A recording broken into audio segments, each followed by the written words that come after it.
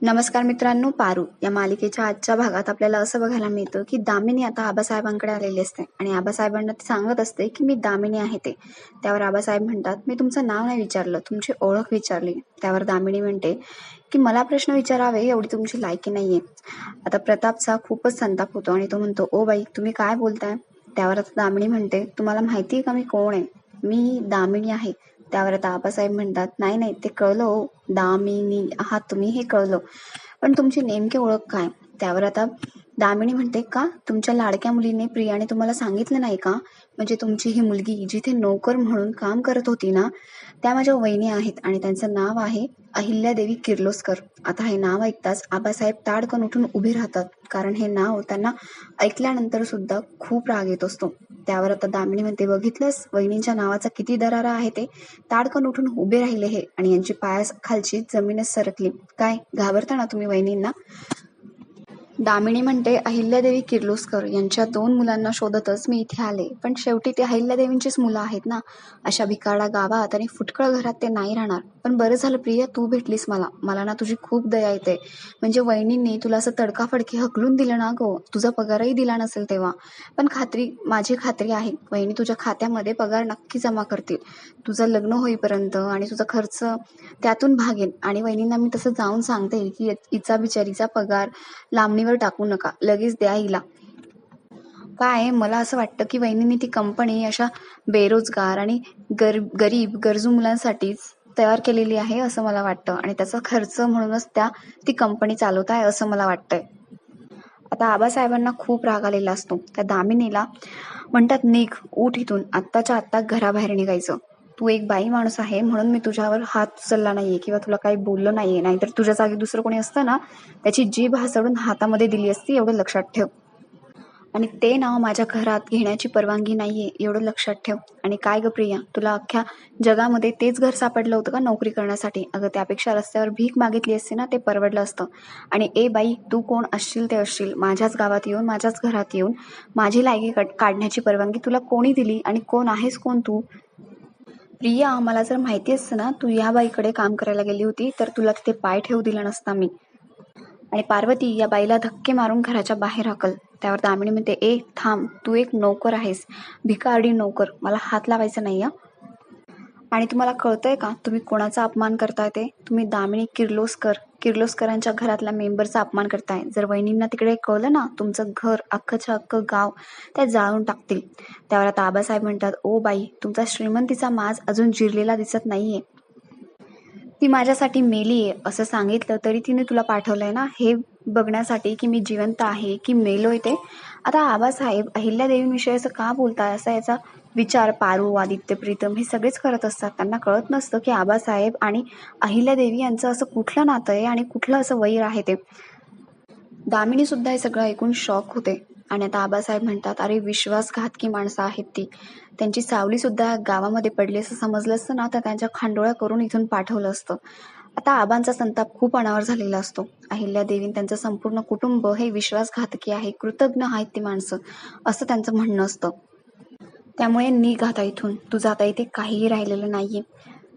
आणि तिचं नाव घेण्यापेक्षा ना, मी विष घेतलेलं परवडेल मला कधीही. आता इथे थांबायचं नाही, आत्ताच्या आत्ता इथून निघायचं. माझा हात उचलण्याआधी इथून जा.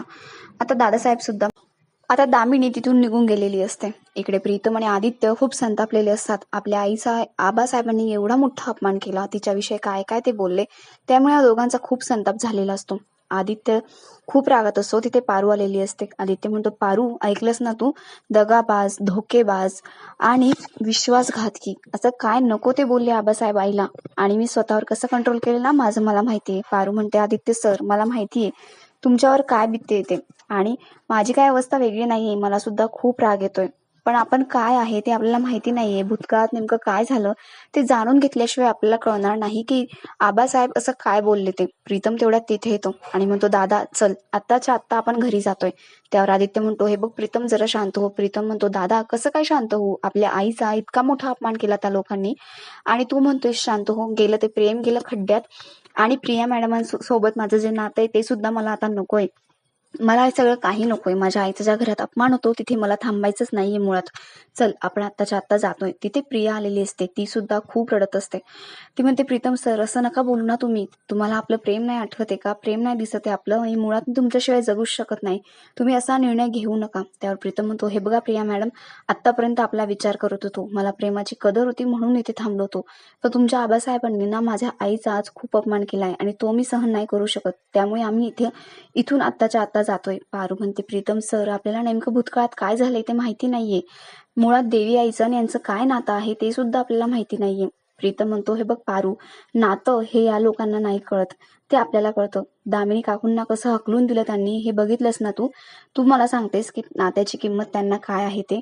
आणि प्रिया मॅडम, तुमची पर्वा केली मी, तुमच्या घराची इज्जत म्हणून मी इथपर्यंत आलो. माझा दादा एवढ्या मोठ्या कंपनीचा CEO असताना तुमच्यासाठी त्याने शेतामध्ये काम केलं, खड्डे खोदले आणि काय किंमत दिली हो तुम्ही त्यांना.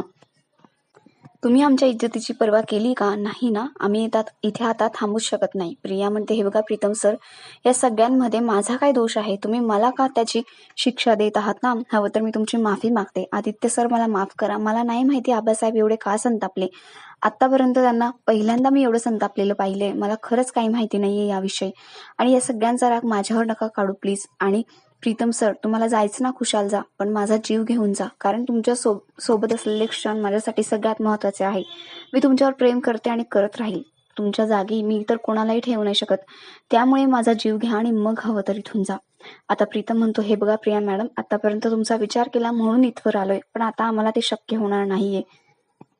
आणि जमलं तर मला विसरून जा. माझ्यासाठी तुमचं प्रेम महत्वाचं होतं, पण आता नाही. माझ्या आई वडिलांपेक्षा ते जास्त महत्वाचं नाही माझ्यासाठी. आणि दादा, तुला यायचं नसेल ना, नको येऊ, मी निघतो इथून. आणि प्रीतम बाहेर निघून जातो. आता प्रिया म्हणते, पारू तू त्यांची मैत्रीण आहेस ना, प्लीज त्यांना थांबव. मी नाही राहू शकत त्यांच्याशिवाय. आणि प्रिया त्यांच्या मागे आता धावत धावत निघून जाते. पारू आणि आदित्य सुद्धा प्रीतमला सांगायला बाहेर आलेले असतात आणि ते त्याला सांगत असतात की तू असं तडकाफडकी निर्णय घेऊ नको. आपण काय आहे ते सगळं जाणून घेऊया आणि इथे राहिल्याशिवाय ते आपल्याला शक्य होणार नाही. इकडे दामिनी आता बाहेर आलेली असते आणि तिला कळत नसतं की इथे आता काय करायचं, मी कुठे जायचं. ती मनातल्या मनात म्हणत असते, हा ड्रायव्हर पण ना नुसता मूर्ख आहे, कुठे गेलाय ठाऊक नाही. आणि सगळं त्या दिशामुळे होते. त्या दिशालाच आता सगळं काही सुनावते. ते आता दिशाला फोन करते आणि सगळं काही सांगायला लागते. दिशा म्हणते, दामिनी तू खरंच प्रियाला बघितलं तिथे? त्यावर दामिनी म्हणते, हो, तिच्या डोक्यावरचा पदर मी स्वतः माझ्या हाताने बाजूला केला. आणि तो जो माणूस माझ्याशी असं बोलत होता ना, तो तिचा बाप होता. आणि तो राक्षस माझ्याशी कोणत्या भाषेत बोलला ना, हे मी तुला सांगू नाही शकत. म्हणजे बघितलंस का, अहिल्या देवींचे दुश्मन इथे गावापर्यंत आहेत ते. दामिनी म्हणते, हे बघ दिशा, मला इथे थांबायचं नाहीये. मला माझा जीव खूप महत्वाचा आहे, त्यामुळे मी तिथून निसटले. नाहीतर आज माझं काही खरं नव्हतं. त्यावर आता दिशा म्हणते, हे बघ, प्रीतम पण तिथेच असणार असं मला वाटतंय, कारण ती प्रिया तिथे आहे. आता दामिनी म्हणते, ए बाई तू मूर्ख आहेस का? जर आदित्य आणि प्रीतम इथे असते ना, आतापर्यंत जिवंत राहिली नसते. कारण तो माणूस खूप डेंजर आहे हा. अहिल्या देवींचं नाव काढताच त्याचा पूर्ण संताप झालेला होता. त्यामुळे ते इथे राहणं शक्य नाहीये. आता दिशा तिला खूप समजावत असते, पण दामिनी काय ऐकतच नसते आणि ती फोन कट करते. इकडे आता मंदा मावशी आबासाहेबांना समजावत असतात की आबासाहेब, तुम्ही का स्वतःला त्रास करून घेताय? एवढ्या दिवसांचं जे झालं ते अजूनही तुम्ही मनापाशी साठवून ठेवलंय आणि सगळ्यांचा तुम्हाला त्रास होतोय. अहो, कितीही केलं तर तुमचं रक्ताचं नातं आहे. त्यामुळे हा जो काही वैर आहे ना, तो विसरून जा. हे असं ओझं किती दिवस तुम्ही स्वतःच्या मनावर ठेवणार आहात? त्यावर आता आबासाहेब म्हणतात, मी मरेपर्यंत, जोपर्यंत माझ्या जीवात जीव आहे ना, मी ते सगळं काही विसरू शकत नाही. तिने ज्या प्रकारे आम्हाला धोका दिला, आमच्यासोबत दगाबाजी केली, हे सगळं माझ्या मनातून जाऊ नाही शकत. आणि माझ्या समोर देव न करू तिची दोघंही मुलं येऊ. जर ती आली ना, मी त्यांना जिवंत नाही सोडणार. त्यांचे तुकडे करून त्यांना इथून पाठवेन, एवढं लक्षात ठेवा. आबासाहेब खूप चिडलेले असतात. त्यांना अहिल्या देवींचा खूप राग असतो. इकडे आता प्रीतम घरी जायला निघालेला असतो. पारू त्याला येते आणि अडवते. प्रीतम म्हणतो, पारू बास झाला आता. हे लोक आपल्याला रस्त्यावरच्या कुत्र्यासारखी वागणूक देत आहे आणि तरी सुद्धा म्हणते तू इथे थांबायचं ते. पारू म्हणते, प्रीतम सर असा पळ का काढताय तुम्ही? बघताय का प्रिया मॅडमांकडे? त्यांना सुद्धा तेवढाच त्रास होतोय, पण ते असं पळ नाही काढत आहे. आबासाहेबांनी ठरवून दिलेल्या मुलासोबत लग्न करणं त्यांच्यासाठी खूप सोपं आहे, पण तरी सुद्धा ते तुमच्यासोबत उभे आहे का? त्यांचं तुमच्यावर खूप प्रेम आहे. प्रेम केलंय ना तुम्ही दोघांनी, मग निभवा. एक गोष्ट मनासारखी घडली नाही, चुकीची घडली म्हणजे काय सगळं प्रेम गेलं वाया? आणि तुमचं खरं प्रेम आहे ना, मग असं का वागताय तुम्ही? आणि असंही आपण आबासाहेबांना ओळखतो. ते माणूस म्हणून एक देव माणूस आहे, त्यांच्यात नक्कीच काहीतरी गैरसमज झालेला दिसतोय. देवी आई आणि आबासाहेब यांचं काय नातं आहे, त्यांच्यामध्ये काय भांडण झालंय आपल्याला माहिती नाही. आणि मला असं वाटतंय त्यांच्यातलं ते भांडण मिटावं, त्यांनी परत एकत्र यावं, यासाठीच बाप्पाने आपल्याला इथे पाठवलेलं आहे. आणि प्रिया मॅडम, तुम्हाला इथून घेऊन गेल्याशिवाय मला चैन पडणार नाही आणि मी इथून कुठेही जाणार नाहीये. तुम्हाला बरोबर घेऊनच मी तिकडे जाणार. आता आदित्य म्हणतो, बरोबर बोलते पारू. प्रीतम, नेमकं आईमध्ये आणि आबासाहेबांमध्ये काय नातं आहे, त्यांचं काय झालंय ते आपल्याला माहिती नाही. त्यांच्यात नक्कीच काहीतरी गैरसमज झालेला आहे आणि तो जाणून घेतल्याशिवाय आपण इथून कुठेही जायचं नाहीये. आणि तुमचं दोघांचं लग्न नक्की होणार. प्रिया, आम्ही तुला ऑलरेडी किर्लोस्करांची सून म्हणून सांगितलेलं आहे पहिलेच, आणि त्यामुळे तुमचं दोघांचं लग्न होणं हे नक्कीच आहे आणि आम्ही ते लावून देणार आणि तुम्हाला इथून घेऊनच जाणार, एवढं लक्षात ठेव. आणि प्रीतम, आपण कुठेही जात नाहीये, आपण इथेच थांबतोय. आता प्रीतमला आपली चूक कळलेली असते. तो प्रियाची माफी मागतो आणि म्हणतो, प्रिया मॅडम, मला माफ करा. म्हणजे अचानक आईविषयी एवढे अपशब्द ऐकले आणि माझा कंट्रोलच सुटला.